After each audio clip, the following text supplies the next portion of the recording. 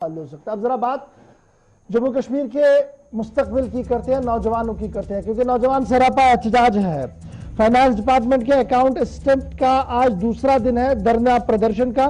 जम्मू के अंदर जहां भूख हड़ताल शुरू की गई है, आज पहला दिन, वहीं श्रीनगर के अंदर भी धरने का सिलसिला लगातार जारी है और दोनों तरफ से आवाज एक ही है कि लेफ्टिनेंट गवर्नर इंतजामिया उन्हें एश्योर करे कि उनके हक पर शबखून नहीं मारा जाएगा और जो गिल्टी होंगे, जिन्होंने गुनाह किया होगा, जिन्होंने किसी तरीके से भी गलती की होगी, सिर्फ उन्हें सजा दी जाएगी, न कि ऑन द होल सबको सजा दी जाएगी। सीधे श्रीनगर, साहिल इस वक्त मेरे साथ ज्वाइन किए हैं।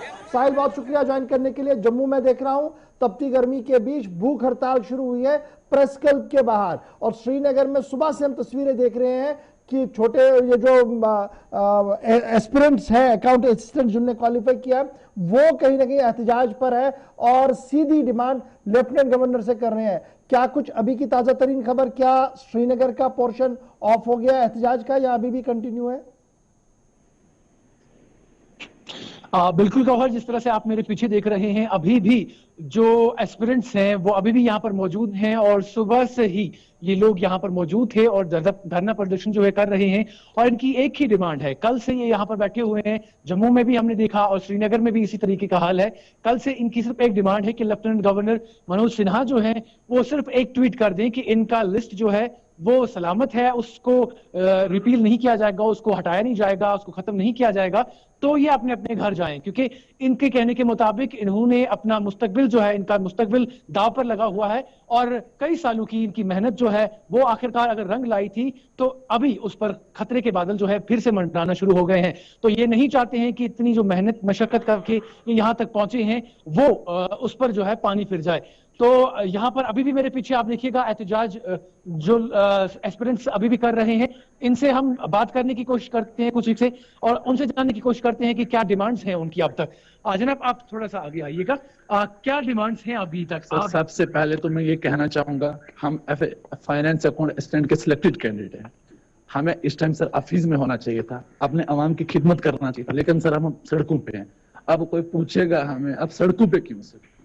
सर कल ही हमें 2-4 दिन पहले पता चलता है। हम सब अपनी खुशियों में हैं सर, घर वाले खुश हैं, सब खुश हैं कि हमारे बच्चे जो हैं उनकी मेहनत कामयाब हो गई है, लेकिन हमें पता चलता है कि अकेली स्क्रैप होने वाली है और हम कल से ही आगे डर है सर। हम 2 साल से मेहनत कर रहे हैं, बहुत हार्ड वर्किंग किया सर। तो हम पूछने आए यहाँ पर सर आखिर है क्या है, कोई कुछ नहीं बता रहा है सर।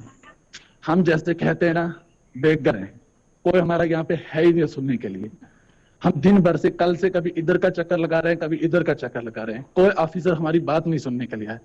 हम जिससे बात करते हैं बोलते हैं आपके खिलाफ FIR हो जाएगा, आप यहाँ से निकल जाइएगा। आखिर सर सबसे बड़ी गलती हमसे हो गई, मैं भी मानता हूँ मेरे से गलती हो गई कि मैंने एग्जाम क्वालिफाई कर लिया। नहीं किया होता इतना डिप्रेशन में नहीं होता, मेरे घर वाले डिप्रेशन में नहीं होते, 972 फैमिली डिप्रेशन में नहीं होते। सर अब हम करें क्या? हम बस एक ही करते हैं, लेफ्टिनेंट गवर्नर साहब से हम इल्तिजा करते हैं कि हमारे लिए कुछ सोचिए, हमें इंसाफ चाहिए। हम ये नहीं चाहते कि अब इंक्वायरी ना करो, इंक्वायरी करो, जो कल्प्रिट है उसको सामने लाओ। उसकी वजह से यहाँ पे 2 लाख यूथ जो है जम्मू कश्मीर का वो इस टाइम डिप्रेशन में है। हम चाहते हैं उनको लाओ, लेकिन जो सर सिलेक्टेड हैं, जो अपनी मेहनत पे आए, हार्ड वर्किंग पे आए सर, पिछले 3 साल की मेहनत है, 3 साल को भी छोड़िए सर, हम पिछले 25 साल से स्ट्रगल कर रहे हैं, जब से जिंदगी में आए स्ट्रगल कर रहे हैं। तो आज सर जब अल्लाह ने दिया था तो आपसे छीन रहे हो सर आप, आखिर ये काय का इंसाफ है?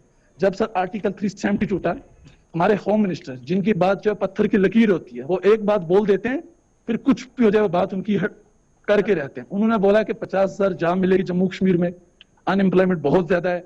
तो यूथ को क्या चाहिए था सर? हमें चाहिए था कि जॉब्स मिले, हम खुश हो गए कि होम मिनिस्टर की जो बात होती है वो बिल्कुल एक ही बात होती है, उससे कुछ नहीं होगा सर। लेकिन आप भी देख रहे हो 2019 के बाद कितनी जॉब आ गई, सिर्फ सर पंचायत वाले जो अभी तक सिलेक्टेड हो गए, और कौन सी जॉब आई सर?